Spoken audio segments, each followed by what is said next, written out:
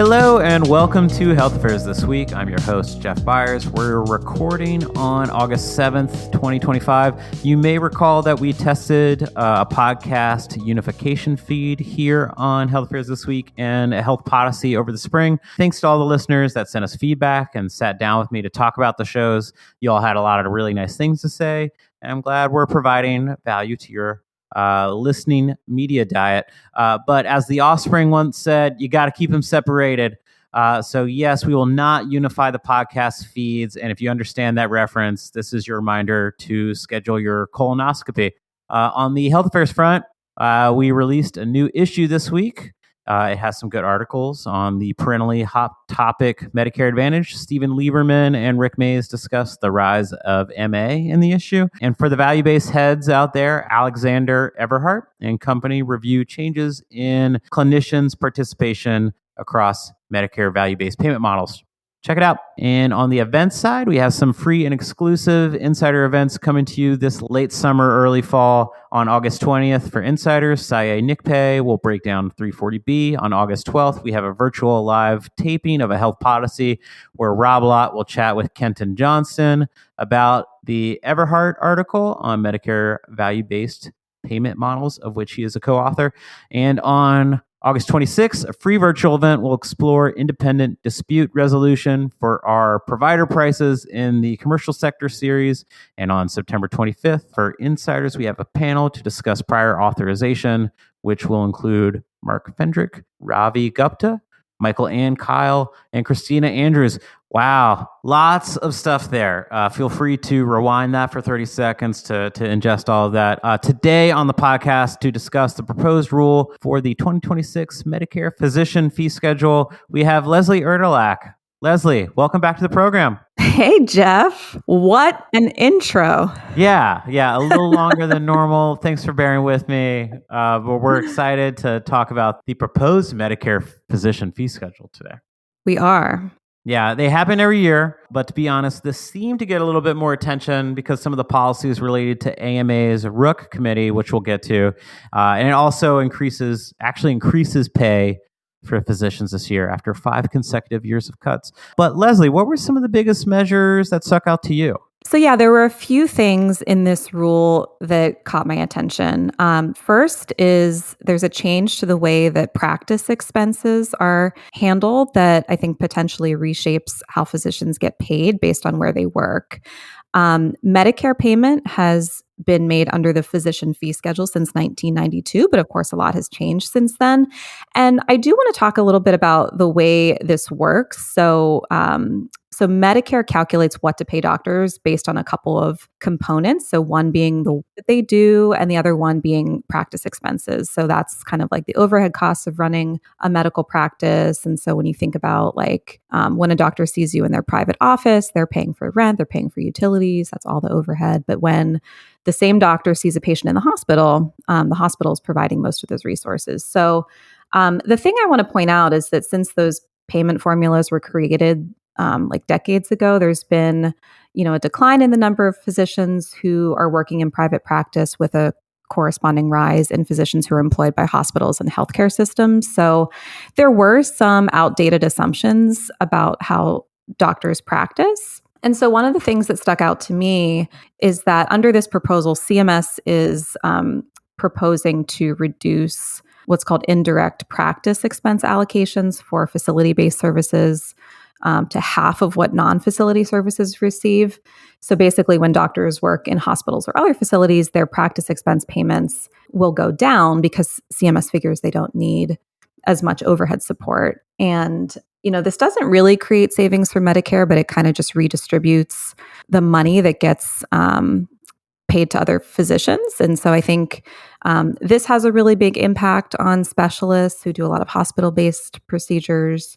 Those types of practitioners could see their payments drop. But of course, I think, it's too early to say how this could really influence the structure of healthcare markets.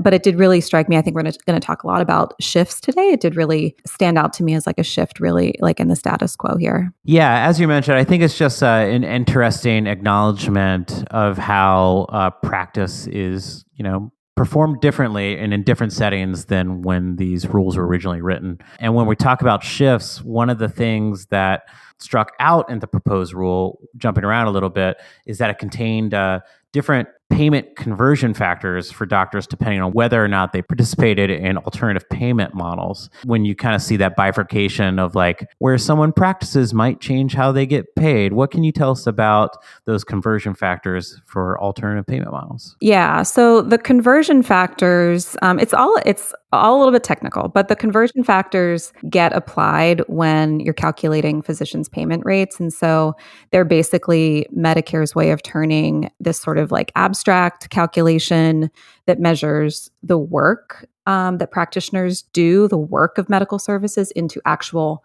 dollar amounts that doctors get paid. And so every medical service has values assigned to it, but they don't really mean anything financially until you multiply them by the conversion factor. So when you mention like the two-tier system, here's kind of what's changing in 2026. This is actually the first time we've seen separate conversion factors based on whether physicians participate in those alternative payment models, like accountable care organizations or other types of arrangements where they're held accountable for quality and cost. So if you're a physician, not all physicians participate in alternative payment models. A lot of them are voluntary. Some physicians are going for it. What can you expect if you're participating in one of these models? So I think this is really CMS's way of saying we want you moving toward value-based payment models. So it's not a huge bump here, but there is a difference in that conversion factor between the two groups. It's only about 0.5 percentage point. So basically the conversion factor, changes, this two-tier system affects every single Medicare payment. So if you're a doctor participating in an alternative payment model, you get the higher conversion factor applied to all your services. And if you're not, you get the lower one. Yeah, and on that, trying to move people to value-based care. I mean, we've talked about this in the industry for a very long time. Earlier this year, the CMS canceled 4 tests for alternative payment models, and they halted 2 before they began. We talked about that on the pod as well. But just to note quickly that this proposed rule created a new mandatory payment model. They call it the ambulatory specialty model. It's also part of the agency's push to tackle chronic diseases. Of note, it's mandatory. So it's aimed at specialists who treat Medicare patients with heart failure for the most part. So it'll be interesting to see, if approved, what that could look like down the line. So yeah, that's sort of a move toward holding specialists accountable for outcomes and costs, not just organizations. And I think, that sort of goes hand in hand. CMS has this goal for all Medicare beneficiaries to be in accountable care models by 2030. And so, yeah, it's like you said, it's a new way of engaging specialists in value-based care. And I think, I think policy-wise, that's pretty notable. Moving on, one of the interesting things in this proposed rule was a proposed cut to thousands of procedures, scans, and tests as physicians have become, quote unquote, more efficient. Stat News reported that this particular component of the rule is also a direct shot at the AMA, its committees to help set medical services. This panel is known as the ROOC. Medicare no longer wants to use ROOC surveys that help set the values of thousands of medical codes. This committee has endured a lot of criticism over the years that it favored specialists over primary care doctors, and this would start to reverse that, according to Stat News. Of note, it's interesting that they might want to change some things around, maybe to help primary care physicians, and then they are making mandatory ambulatory specialty models, which affect specialists for the most part. But what is the RUC? And what does this cut do? Okay, so to address your second question, CMS is proposing a 2.5% downward adjustment for certain codes and services like procedures and diagnostics. And this is basically a proposal to cut payments for these types of procedures under the assumption that they take less time now than they used to, because as physicians gain experience and as technology improves, these services should, in theory, get more efficient. So I do think like the controversy here is worth mentioning. So CMS is essentially saying, like, we assume you're getting more efficient at doing these procedures over time, so we're going to cut your payments. But from the physician perspective, if they're becoming more efficient, that should benefit patients through shorter procedure times, as one example, not automatically trigger payment cuts. So there's really kind of like a philosophical disagreement there. But the methodology here is also under scrutiny. And as you said, CMS has historically relied on this survey data that's provided by the committee run by the AMA. That committee, their recommendations have been really influential in how Medicare values different medical services. And so, so the survey that CMS has been using to estimate like providers' time and their practice costs, they have noted some potential problems, low response rate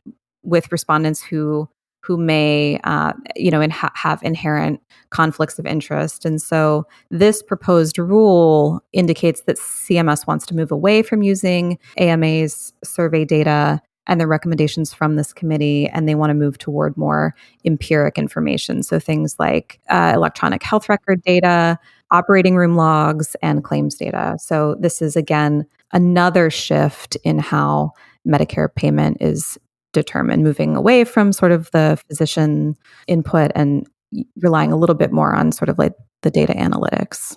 Yeah, it should be noted, the AMA itself released a statement that CMS is proposing to accept nearly 90% of the AMA Specialty Society RVS update committees, the ROOK, relative value recommendations for 2026. Just of note. So we'll put a link into the show notes from the AMA's response, but they have some choice words for the proposals. Moving on, the proposed rule also cements some select telehealth flexibilities. What are the implications for this for telehealth? Yeah, so I think we're seeing CMS try to find a middle ground here after, we saw telehealth expand significantly during COVID. The rule, as you said, does kind of put in place permanently some important flexibilities. For example, over 100 codes that have been on the provisional telehealth list or were on the provisional telehealth list during COVID would become permanently available. So during the pandemic, CMS, created this complicated system where some telehealth services were provisional, others were permanent with different rules for each. And now they're saying basically if a service can be reasonably done via video, it can be on the telehealth list. So who's it good for? It's good for rural areas. It's good for practices that have sort of embraced these more hybrid care models. Through this rule, doctors can also use telehealth for follow-up visits with hospitalized patients for as often or as long as medically necessary without arbitrary Medicare limits. So we're moving kind of beyond those temporary pandemic waivers to really actual like structural changes in the way that Medicare covers virtual care. And like as far as telehealth utilization, so in the last quarter of 2023, about 12% of Medicare beneficiaries received a telehealth service. And so this is higher, of course, than pre-pandemic levels, but concentrated in specific areas where it works best clinically. And interestingly, I noticed in the rule that telehealth services were actually exempted from those efficiency adjustments that we talked about earlier. So this affects psychiatrists, clinical psychologists, social workers, so practitioners who are in the behavioral and mental health practice where telehealth is used quite frequently. Producer Shannon's giving us the wrap it up sign, so we'll run through this last one quickly. The integration of mental health and primary care, it looks like this physician fee schedule is trying to connect those dots a little bit more. What can you tell us about that?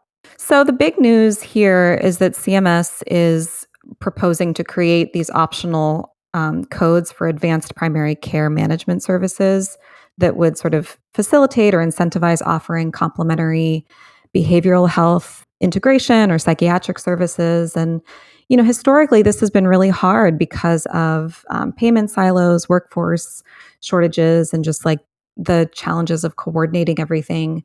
But I think this is an area, again, where CMS is really trying to push innovation. And so by creating these codes, again, CMS is kind of saying, we'll pay you extra to coordinate mental health care within your primary care practice. And, this all just makes it easier for primary care to bill for these integrated services, could remove a lot of those financial barriers that have made integration, so hard in the past. Well, Leslie, thanks for helping me out with pulling those big ticket items from this very, very large proposed rule for us. Is there anything else you want to highlight policy-wise from this? Yeah, I would just say I think there is this broader theme of CMS trying to, assert more control over strategies to modernize the Medicare payment system, which, many have said it's out of date. There's going to be an overall increase in pay for doctors, but the reaction has been pretty mixed. Hospital-based specialists are concerned about those practice expense changes, and some groups have said the rule just doesn't account for inflation, really eating into those real payment rates and practice costs. So the efficiency adjustment, like we talked about, is going to get a lot of pushback. Some people are saying it essentially wipes out or offsets, any of those gains that are provided through the increase to the conversion factor, for example. So we'll see. There's a lot to follow here. CMS will accept comments on the proposed rule through September 12th. Generally, the final rule probably should be issued sometime around November. Leslie Erdelack, thank you again for joining us today on Health Affairs This Week. And if you, the listener, enjoyed this episode, send it to the upcoder in your life. Thanks, and we'll see you next week. Thanks, Jeff.